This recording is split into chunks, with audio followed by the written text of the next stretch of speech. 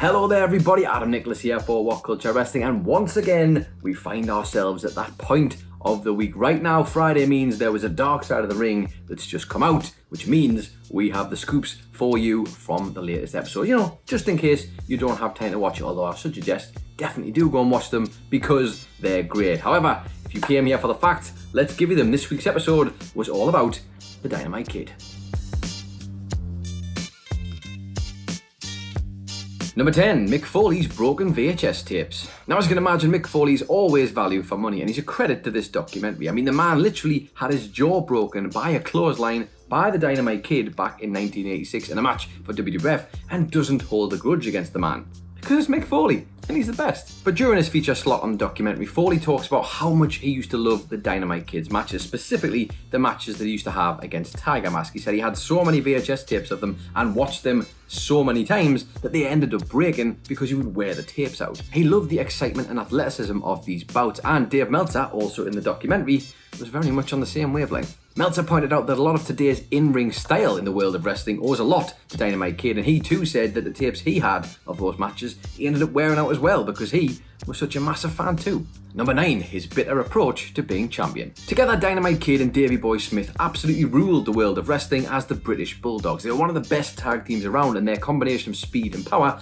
made them just so. And they finally won the WWF tag titles at WrestleMania 2 in a match against the Dream Team. Now, normally you'd imagine becoming champion would make somebody feel pretty good, but it didn't exactly work that way for Dynamite Kid, because unfortunately he had this chip on his shoulder. He'd had to go through so much just to get to that point. So anybody who was going to be chasing the tag titles, he wanted to make sure they went through the same kind of hell that he did when he was coming up as a young rookie in the Snake Pit in Wigan. He didn't view being the tag team champs alongside Smith as a way that he would be able to lead by example. Instead, because of this grueling experience that had made him bitter towards anybody who hadn't come through the same way as he did, he was frustrated when he'd find people who were getting shots that he didn't really think were worthy. And with a mindset like that, it's probably just as well he ended up dropping the belts to Bret Hart and Jim Neidhart, because those are two guys who came up as rough as it possibly could be in the Hart Dungeon. Number 8, why he wouldn't hold his daughter.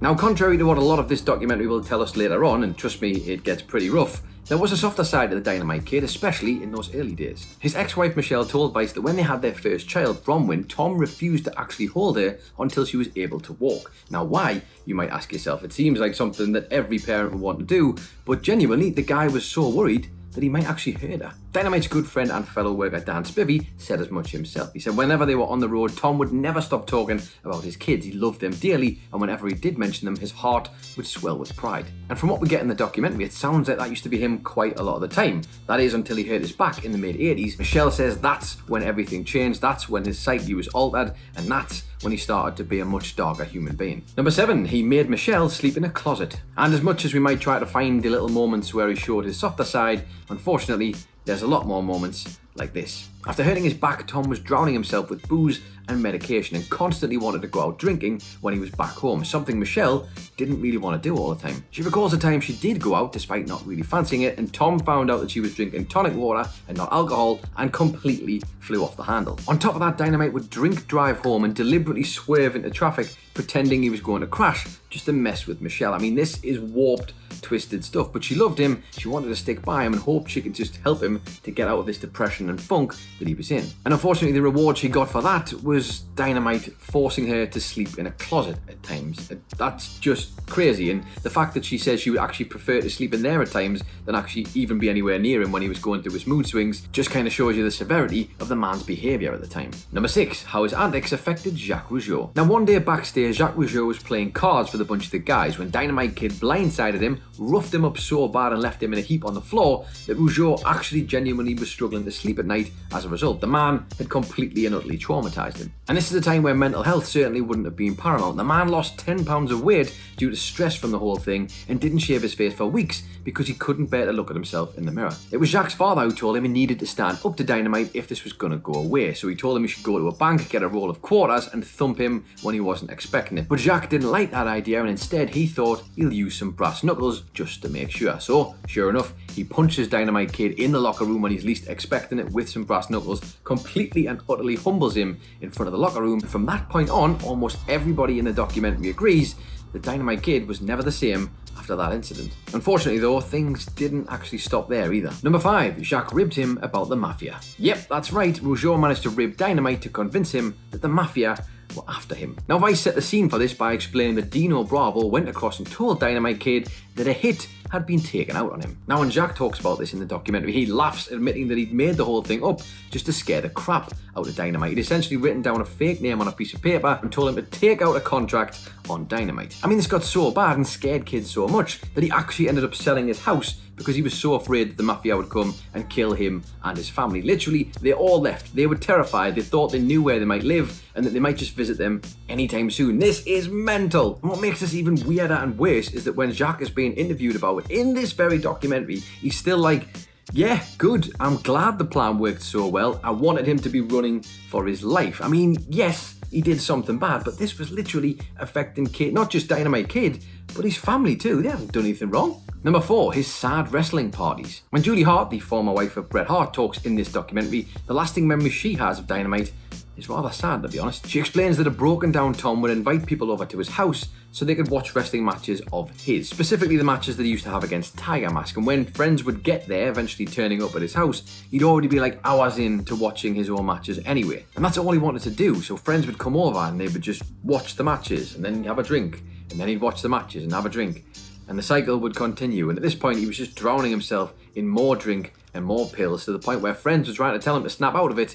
He just didn't want to hear it. The back injury he suffered in 1986 changed his life forever, and it just seems so sad. A guy who used to be amazing in this wrestling ring had just been turned into a shell of himself, sat on a couch, reliving his glory days, drinking beer after beer, more importantly though, with people who just didn't really want to be there. And Julie Hart explains that being there, the time was excruciating. Number 3, Dynamite fought bare-knuckled. Things came to a head with Michelle and Tom when he threatened her and warned her that he'd get his gun if she didn't leave their home in Calgary. And for some more context here, this whole thing was happening in front of their young family and while Michelle was pregnant with their next child. As it happened though, Dynamite was the one who would end up leaving, and he went back to England and as a result ended up missing the birth of his next daughter, Amaris. And to be honest, Michelle says at the time it was probably for the best. So while he was back in England, Billington had found a way to make some money by literally having bare-knuckle boxing fights and scrapping with people in garages instead of what he used to do. Now obviously his circumstances have changed, but think about that for a second. This is Dynamite Kid, a guy who was a professional wrestler, a guy who was a tag team champion, and the guy who was running the show with the British Bulldogs, and now he was having bare-knuckle boxing fights in the middle of England somewhere. Number 2, how Chris Benoit changed his kids' lives. Despite some rough stuff during their formative years, Tom's kids grew up thinking that he was this absolute saint and that he was this amazing pro wrestler, and that was about it really. Michelle had kept everything from the kids and hadn't told them anything until the Chris Benoit tragedy happened in 2007. The Benoit story caused the media to go into a frenzy, and they were doing everything they could to find every little last drop of dirt on pro wrestling at the time. Understandably, the whole thing needed to be cleaned out. It was this point that Michelle decided it was time for her to open up about the miserable times she'd suffered with Dynamite. But before she sat down with any of the media, she sat down with her family and explained everything there was to explain about Dynamite's behaviour towards her, everything he'd done, and all the horrible things from the past. The family, of course, couldn't believe what they were hearing. This massively affected them, and Amaris in particular, who found out that while she was in the womb, her mother was being threatened at gunpoint by the Dynamite Kid. I mean, you just couldn't write this, could you? And number 1, Foley's final say. Now, as we mentioned at the start of this video, having Mick Foley on a documentary is usually valued for money, and trust him to find a way to sum this all up so succinctly. And while Foley's words aren't just specific to the Dynamite Kid here, it doesn't make them any less eerie as he stares down the camera and says, "You become the biggest star you can imagine, and you pay for it the rest of your life." Now, the parallels to Foley's own career probably aren't lost on you, but at the end of the day, this is the story of the Dynamite Kid. Tom Billington spent his career trying to become the greatest pro wrestler, chasing fame, but by any means necessary. And at what cost? Well, it cost him everything. He was in a wheelchair by the end of it, he lost his family, and he lost most of the good memories of his life, apart from the ones he was sat watching on his TV while he drank beer and got more and more out of shape. I mean, was it worth it? I don't know, we're still talking about him, but it doesn't really feel like it. So there you have it then. Those are the 10 things we learned from Dark Side of the Ring, the Dynamite Kid. Let us know your thoughts in the comments down below. Or if we missed ones that you thought were maybe more important, put them in there too. Don't forget to like and share. Hit the old subscribe button if you haven't already. You can find the original article for this at whatculture.com/WWE. That's by Jamie Kennedy. You can follow What Culture on Twitter at WhatCultureWWE. And follow me on Twitter if that's your thing at It's Adam Nicholas. Or if you just want some more videos, there should be some just over here. I've been Adam Nicholas. This has been What Culture Wrestling. And we'll see you on the next one.